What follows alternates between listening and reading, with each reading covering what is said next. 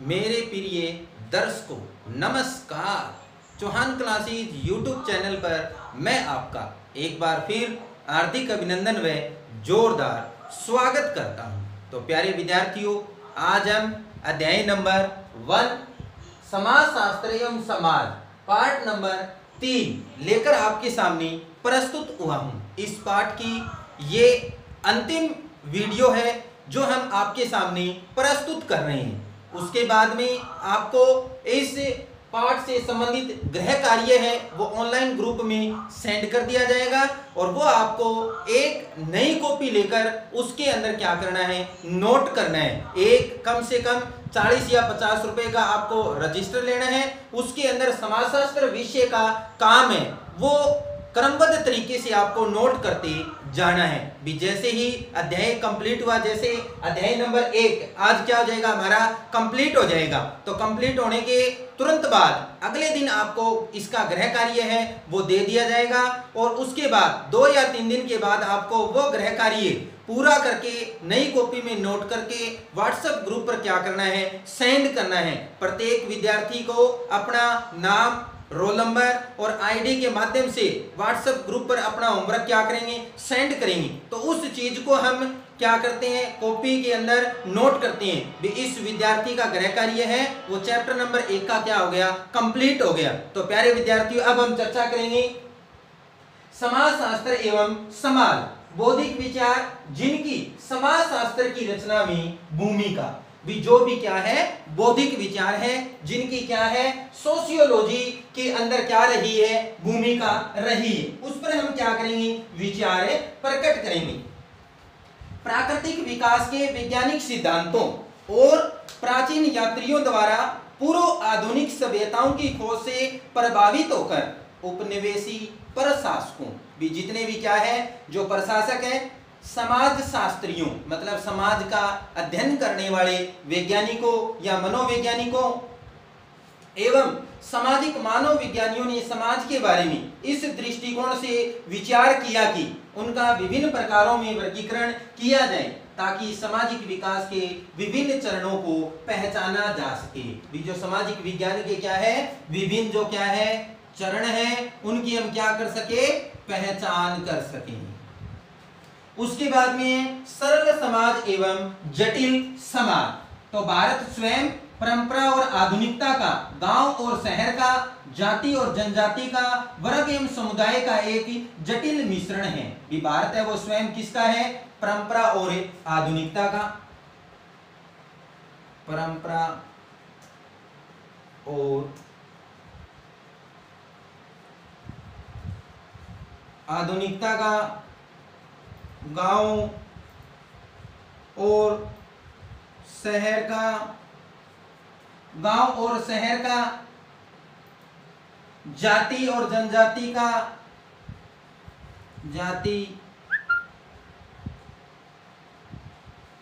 और जनजाति का, वर्ग एवं समुदाय का जटिल मिश्रण है, वर्ग एवं समुदाय का क्या है, जटिल मिश्रण है। 19वीं शताब्दी में समाजों का वर्गीकरण किया गया। भी क्या है, 19वीं शताब्दी है, 19वीं शताब्दी में क्या किया गया, समाजों का वर्गीकरण किया गया।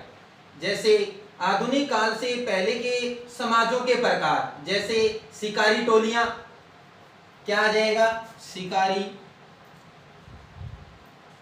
टोलियां मतलब शिकार करने वाली टोली या समूह है। चरवाहे, चरवाहे का अर्थ हो जाएगा पशुओं को चराने वाले लोग। कृषक, कृषक का अर्थ हो जाएगा किसान। एवं गैर औद्योगिक सभ्यताएं और आधुनिक समाजों के प्रकार, जैसे औद्योगिक समाज, इसके अंदर जैसे क्या कह सकते हैं, जटिल समाज, ये भी किसी का नाम है, किसका नाम है, औद्योगिक समाज का दूसरा नाम है जिसको हम क्या कह सकते हैं, जटिल समाज। डार्विन के जीव विकासों के विचारों का आरंभिक समाजशास्त्रीय विचारों पर दृढ़ प्रभाव था। ज्ञानोदय, ज्ञानोदय, ज्ञानोदय का अर्थ क्या हो जाएगा, ज्ञान का उदय, जैसे ज्ञान प्लस उदय, यहाँ पर ए के बाद क्या आ गया, उ क्या बना, ओ ए ओ और अर। कौन सी संधि में बनती है भाई, गुण संधि। किस संधि के अंदर है, गुण संधि के अंदर। तो क्या शब्द बना, नया शब्द बनकर क्या आया, ज्ञानोदय, मतलब ज्ञान का उदय।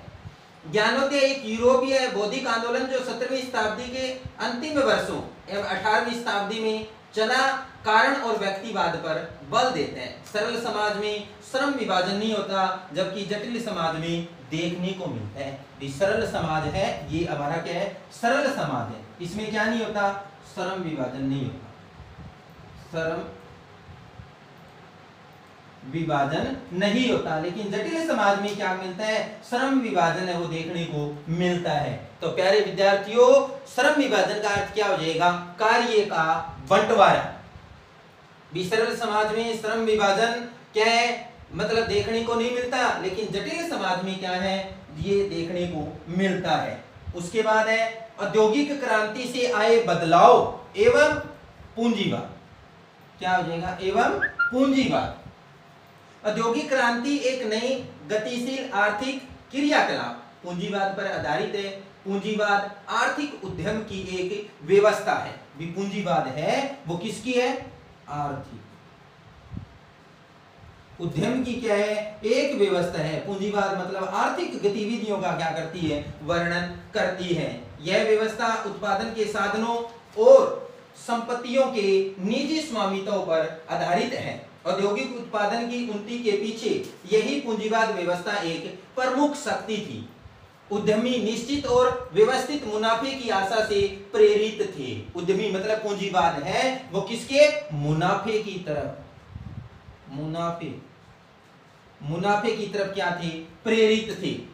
बाजारों ने उत्पादनकारी जीवन में प्रमुख साधन की भूमिका अदा की है। भी बाजार है, बाजार ने क्या की है, उत्पादनकारी जीवन के अंदर प्रमुख साधन की भूमिका प्रकट की है।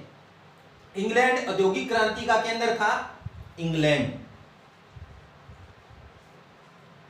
इंग्लैंड है वो क्या है, औद्योगिक क्रांति का क्या था, केंद्र था। इंग्लैंड है उसको औद्योगिक क्रांति का मुख्य बिंदु माना जाता है। औद्योगिकरण से पहले अंग्रेजों का मुख्य पेशा का मतलब क्या हो जाएगा, धंधा या कारोबार, खेती करना एवं कपड़ा बनाना था। अधिकांश लोग गांव में रहते थे, जो कि कृषक अर्थात किसान, भूस्वामी भूमि के मालिक, लोहार मतलब लोहे पीटने का काम करने वाला, चमड़ा श्रमिक, जुलाहे का अर्थ हो जाएगा बुनकर, जो दरी और खेस बुनने का काम करते हैं, कुम्हार, मिट्टी के बर्तन बनाने का काम करने वाले, चरवाहा, पशुओं को चराने वाले। समाज छोटा था, यह सत्रीकृत था, लोगों की स्थिति, उनका वर्ग परिभाषित था। औद्योगिकरण के साथ साथ शहरी केंद्रों का विकास एवं विस्तार हुआ। इसकी निशानी थी फैक्ट्रियों का धुआं और काली। नई औद्योगिक श्रमिक वर्ग की भीड़ भाड़ वाली बस्तियां, गंदगी और सफाई का नितांत अभाव। अंग्रेजी कारखानों की मशीनों द्वारा तैयार माल के आगमन से भारी तादाद में भारतीय दस्तकार बर्बाद हो गए, क्योंकि अत्यधिक विकसित कारखानों में उनकी खपत नहीं हो सकती थी। इन बर्बाद दस्तकारों ने मुख्यतः जीवन निर्वाह के लिए किसको अपना लिया, खेती को अपना लिया, अर्थात खेती बाड़ी है उसको क्या किया, अपना मुख्य पेशा है वो बना लिया। उसके बाद में समाज शास्त्र की अन्य सामाजिक विज्ञानों के मध्य स्थिति एक दृष्टि भी समाज शास्त्र है उसका अन्य विज्ञानों के साथ क्या संबंध है। जिस तरीके से समाज शास्त्र और मनोविज्ञान में संबंध, जिस तरीके से समाज शास्त्र है वो समाज का व्यवस्थित एवं क्रमबद्ध तरीके से क्या करता है, अध्ययन करता है, उसी तरीके से मनोविज्ञान में किसका वर्णन किया जाता है, मनोदशा का। मन की दशा को क्या किया जाता है, प्रकट किया जाता है। उसके बाद है मनोविज्ञान और अर्थशास्त्र आर्थिक गतिविधियों का, आर्थिक गतिविधियों की क्या की जाती है, चर्चा की जाती है। तो सबसे पहले हम क्या करेंगे, समाजशास्त्र और मनोविज्ञान में संबंध। सभी सामाजिक विज्ञान समाजशास्त्र से किसी भी रूप से संबंधित है और दूसरी ओर भिन्न भी है। मनोविज्ञान मानव मस्तिष्क के अध्ययन से संबंधित है। मनोविज्ञान है वो किससे, मानव मस्तिष्क के।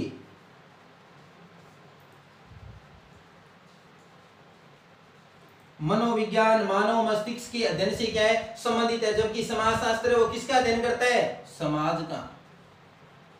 समाजशास्त्र वो किसका अध्ययन करता है, समाज का अध्ययन करते हैं। मानव के व्यवहार का क्या करते हैं, अध्ययन करते हैं। मनोविज्ञान व्यक्तियों या छोटे समूहों से संबंधित है। समाजशास्त्र एक बड़े समूह या समाज के साथ सौदा करते हैं। मनोविज्ञान को एक प्रयोगात्मक प्रक्रिया के रूप में जाना जा सकता है, जबकि समाजशास्त्र एक अवलोकन प्रक्रिया के रूप में किया जाता है। मनोविज्ञान मानव भावनाओं से संबंधित है, जबकि समाजशास्त्र लोगों के किससे संबंधित है, लोगों के संपर्क से क्या है, संबंधित है। एक दूसरे के साथ अपना क्या करना, मतलब कौशलों के माध्यम से संपर्क स्थापित करना।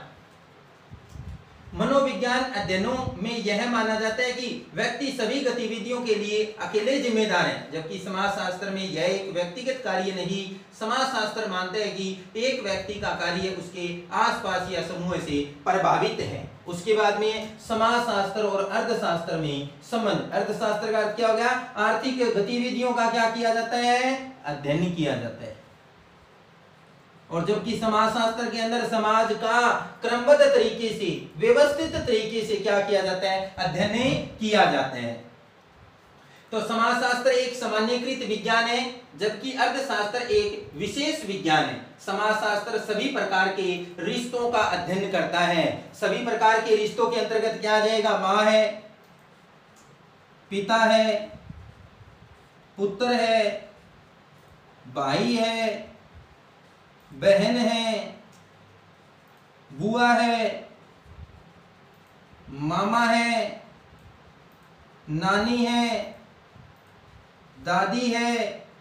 मतलब सभी प्रकार के रिश्तों का क्या करता है, अध्ययन करता है। जबकि अर्थशास्त्र केवल उन संबंध से संबंधित है जो चरित्र में क्या है, आर्थिक है। समाजशास्त्र प्रकृति में सार और कम सटीक है, अर्थशास्त्र प्रकृति में क्या है, ठोस है।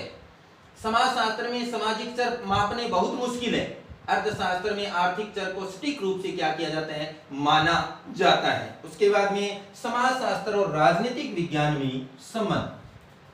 राजनीतिक विज्ञान में किसकी चर्चा मिलती है, राजनीतिक गतिविधियों का अध्ययन किया जाता है।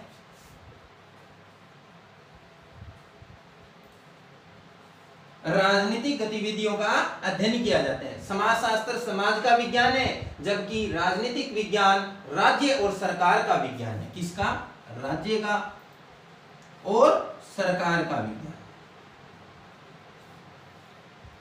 समाजशास्त्र दोनों असंगठित समाजों का अध्ययन करते हैं, जबकि राजनीतिक विज्ञान केवल राजनीतिक रूप से संगठित समाजों का अध्ययन करते हैं। समाजशास्त्रों का व्यापक दायरा है, जबकि राजनीतिक विज्ञान का दायरा क्या है, संकुचित है, छोटा है। समाजशास्त्र के लिए दृष्टिकोण सामाजिक है और राजनीतिक विज्ञान के लिए दृष्टिकोण कैसा है, वैज्ञानिक है। समाजशास्त्र एक सामान्य सामाजिक विज्ञान है, इसलिए यह सामान्य तरीके के अलावा अपने स्वयं के तरीकों का पालन करता है। राजनीतिक विज्ञान एक विशेष सामाजिक विज्ञान है, क्योंकि यह मानव संबंधों पर केंद्रित है और जो चरित्र में क्या है, राजनीतिक है। उसके बाद में चर्चा करेंगे समाजशास्त्र और इतिहास में संबंध। इतिहास के अंदर बीते हुए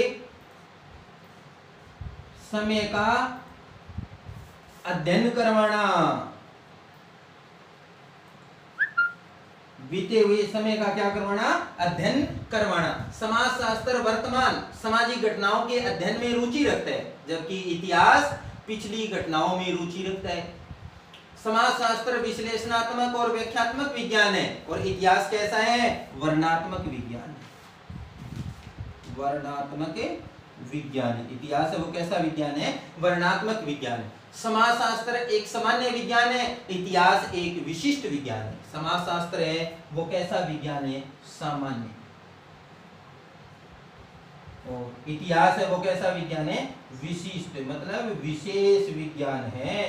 कैसा विज्ञान है? विशिष्ट, विशेष। समाजशास्त्र प्रश्नावली, सर्वेक्षण, साक्षात्कार विधियों आदि का उपयोग करते हैं। इतिहास अज्ञात के बारे में जानने के लिए कालक्रम, सिक्के इत्यादि का उपयोग करते हैं। समाजशास्त्र का एक विस्तृत दायरा है। इतिहास का दायरा कैसा है? संकुचित।